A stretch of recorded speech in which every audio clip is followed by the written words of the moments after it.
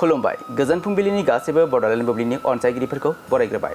दिनै 24 आगस्ट समबारनि फानजामुथिखौ फरायथिन लादों आं रबिन बसुमतारिया। फानजामुथिनि गिबियाव दं मेष राशि। नोंथाङा गोदान खाबुफोर मोननो हागौ। हरखाबै मोनसे गिदिर मुलाम्फा मोननो हागौ। बृष राशि। मोजां खाफाल आरो दावगानायनि सान। नोंथांनि गोनांथार खामानिफोरा थि सानाव जोबगोन। मिथुन राशि। रांखान्थियारि बिथिङाव गिदिर थिरांथा लानो हागोन। थाबथानाय रांखौ मोनफिननायनि खाबु दं। कर्कट राशि। देहायारि सावस्रिया मोजां थासारि जागोन। नखरजों मोजां सम बारहोनो हागोन। सिंह राशि।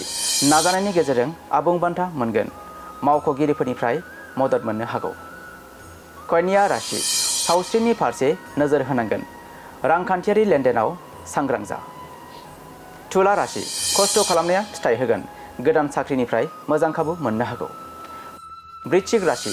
फालांगियाव मुलाम्फा जानायनि खाबु दं। लोगोफोरनिफ्राय हेफाजाब मोनगोन। धनु राशि। नोंथाङा खाफालनि आबुं हेफाजाब मोनगोन।